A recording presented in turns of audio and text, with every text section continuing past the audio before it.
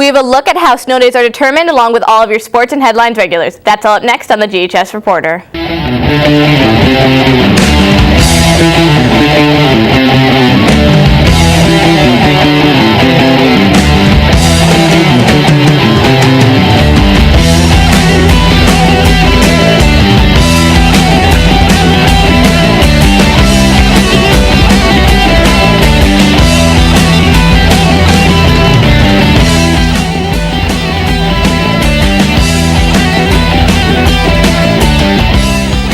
Good morning and welcome to the GHS Reporter on our 50th consecutive show. I'm Allison Kurtzman. And I'm Brendan Phillips.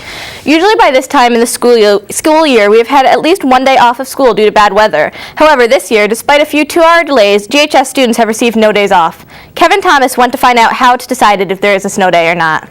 At this time of year, weather can affect the way we function in our everyday lives. It is when it affects school that cancellations may be in order. I went to our superintendent, Mr. McGuire, to find out how a snow day is determined. Who decides when a snow day is going to be? The responsibility for a snow day decision resides with the superintendent. So in our district, I'm the one who makes that determination. Is there a process to it, or is it just a decision made by yourself? No, it's very much a process. What we do is we monitor the weather very carefully, and early in the morning, usually around 4 o'clock or shortly thereafter, I'm on the phone talking with our transportation people, who in turn are talking with roads departments, highway departments, towns, villages, and so on. What we do is we try and assess the safety. Obviously, that's our key issue. Is it safe to put buses out on the roads and transport students? It's always a judgment call, and I can tell you as a superintendent who makes a lot of decisions, it's probably one of the most controversial ones that you make. There's no formula for closing other than safety. There isn't a prescribed amount of snow. In fact, it isn't always what the weather is as much as it is when the weather arrives. If the weather arrives, as it has 3 times so far this year, right during the morning commute, we wind up being delayed a bit. We've done 3 2-hour delays this year. So far, we haven't had to close school. Okay. This is Kevin Thomas for the GHS Reporter. The seniors are putting on a fashion and talent show this Wednesday at 7 o'clock. Be there at the door, 7 o'clock, $5.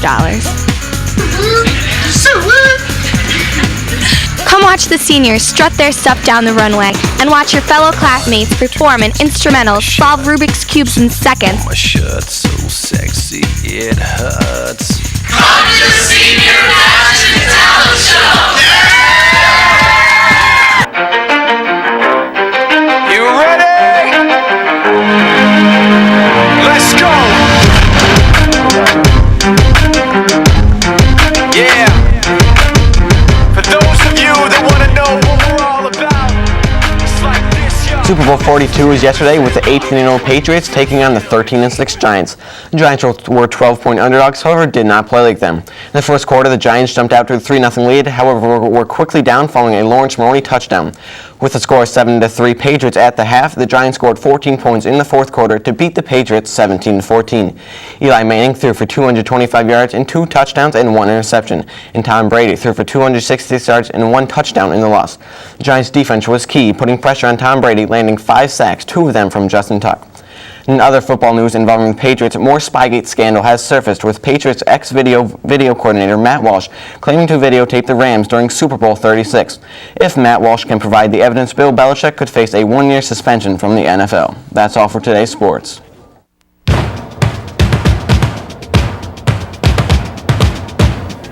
In Tinley Park, a small suburb outside of Chicago, Illinois, 5 women are dead after a shooting at a strip mall on Saturday morning. Police say that the 5 women were found shot dead in the back room of a Lane Bryant store. The police said that the man's motive was originally a robbery, but it's unclear if he actually ever took the money. This is the first murder in Tinley Park since 1999. Tomorrow is Super Tuesday, one of the biggest days for all of the candidates in the running for the presidential bid for their parties.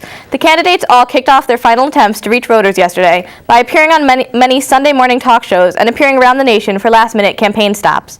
The 5 main candidates left in the race are John McCain, Mitt Romney, and Mike Huckabee for the Republican side, and Barack Obama and Hillary Clinton on the Democratic side. That's it for your headlines for today.